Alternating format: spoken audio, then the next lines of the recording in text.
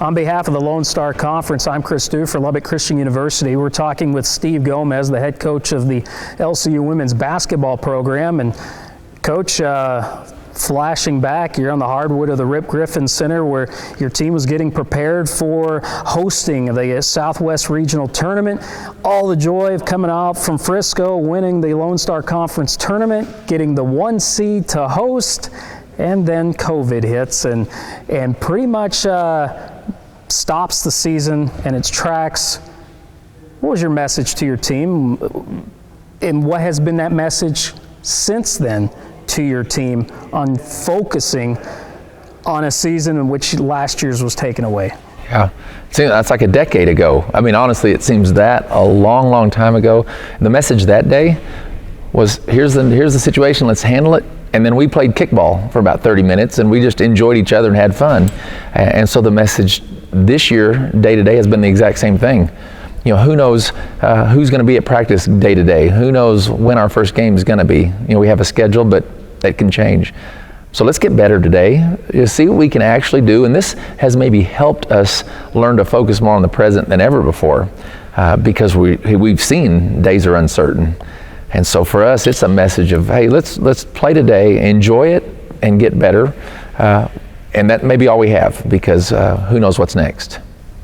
Well, putting a team together for this year, you lose Matty Chitsy, who was an All-American, but congratulations to her as she was a finalist for the NCAA Woman of the Year honor. Were you able to talk to her since that aired on ESPN last week? Yeah, well, I've sent her a message. We've dialogued back and forth a little bit, and definitely what a great experience for her, what a great honor, award for her, for the whole team. I would even throw, probably every time they said something, they should have said, you know, Matty Chitsy and Caitlin Cunya's, you know, because so much of her success was because of her other senior teammate as well as the rest of the team. But it was great to see such a team-generated person, minded person, really think about, really be honored for what she was doing, because she had a tremendous season. And we'll miss her. At the same time, every year we miss those kids that graduate. And so we just got to move on and honor her legacy and Caitlin's legacy and the ones before them by having another year that honors their tradition. Their leadership, so much of Cunya's leadership on the hardwood, especially during the conference tournament, really invaluable. But every year, as you're saying, there's always who's going to fill that spot, and someone does. Who do you see as the leadership individuals this year that will pick up that slack? Yeah, we've got a great leadership team. We have 5 seniors, and you just think, what a great situation to be in. Those kids that have come in and over these past 4 years have grown up from role players and little contributions to bigger and bigger roles, and now the ones that have to really produce. And so, you know, an Allie Schulte who has from her freshman year gotten good minutes and experience. You know, Ashton Duncan, who last year took on a big role.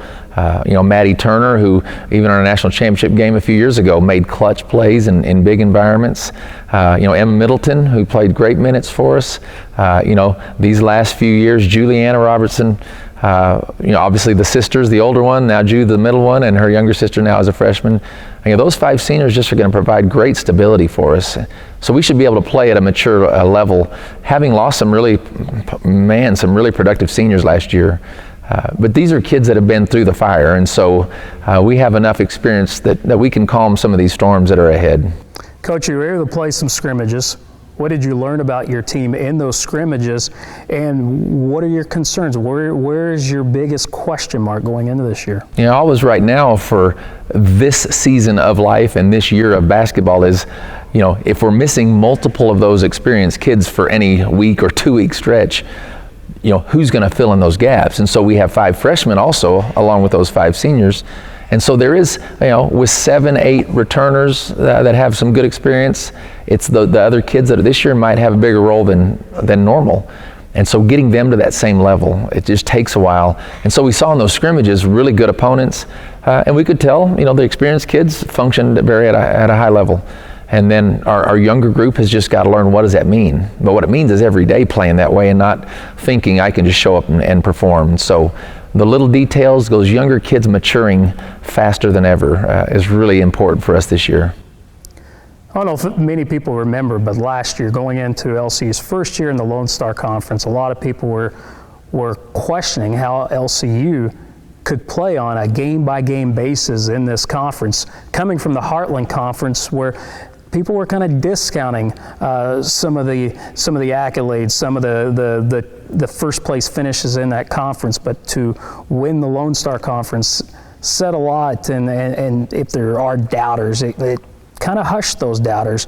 But what were your impressions of getting a year in the Lone Star Conference? Yeah, what a great experience. It was so much fun. Again, the Heartland, there were some good teams. There just weren't as many. And so now we're in such a big conference and we saw if every night you're not ready, you're not good, it's going to be a long night. So it was fun. We love competition. I mean, I think our girls thrive in those moments of tough games, and it's just going to make you better late in the year once you get to the postseason of having day in, day out been through the fire. And so it was good. I mean, tough regular season. We lost a couple games, then we had a good run through the conference tournament, and now we'll get to do it all again. So it's just realizing it helps you every day in practice to know every night, if we're not good, we won't win. And so it really creates a urgency of consistency, I think, that we need. And so what a fun conference to be in. Great coaches, great locations, and hopefully an entertaining basketball for people to watch. Coach, you've been one to schedule anybody. A lot of it to have you prepared for the regular season. You don't really have that luxury. You kind of get 22 games thrown at you and say, here's your schedule. So for the fact you really haven't been able to hand piece a portion of that schedule, what are your thoughts on the schedule that you have? We're just thankful. My thoughts are, I'm glad we have a schedule. I hope every opponent has enough healthy to play every week. And I hope we can figure out a way to make sure if a team has 6 players that we need to play the game, because we don't need to be canceling games if we have enough to play. And so we're excited to see the schedule finally come out. I know it's been a long time coming, a lot of hard work. Again, the preseason, we've had to practice hard every day. Hopefully our practice players we've had to use at times have helped. But again, that game time comes. Hopefully the experience in the past of these players will quickly come back, and it won't take long to get going into our regular season. Are you ready? I'm sure that's going to be a question you're asking your players and your student athletes, but it's almost been such a dry spell that you've just been in that lull of you're going to be tipping the ball off, and will your team be ready? Do you think you'll be extra hungry, or you think there will be a little rust there? Well, I think the preseason, it's been new for everybody. Usually by early November, you're starting into games, and we've had a few scrimmages and then another lull, and now Thanksgiving break, which rarely do we ever get. As a basketball coach, you have a Thanksgiving break, and then to come back and have a few more weeks of practice. And I just think it's going to take a mental toughness and consistency. Now, we're not going to make an excuse. If we're rusty, it's because we just aren't good enough to win that day. I mean, there's no excuses not to play well. But, those moments of tip-off, hopefully we won't have those first game jitters. Hopefully we got those out during the scrimmages. And just, again, with the experience of those girls, it'll just come back like second nature. Get games going, hopefully, in a couple weeks. Coach, it will be weird not spending Thanksgiving with you, as typically LCU's playing in a Thanksgiving tournament, and so it's going to be weird. I'm being told not to be with family, but I'll be with family for Thanksgiving. So, Coach, best of luck for this upcoming season, and like you said, hopefully you can knock out 22 games. Yeah, thanks. We're ready to go. Yeah, we can't wait. Hopefully we get 22 and then a lot more. That's Steve Gomez joining us again, a look at the Lubbock Christian University Lady Chaps. For the Lone Star Conference, I'm Chris Dew for Lubbock Christian University.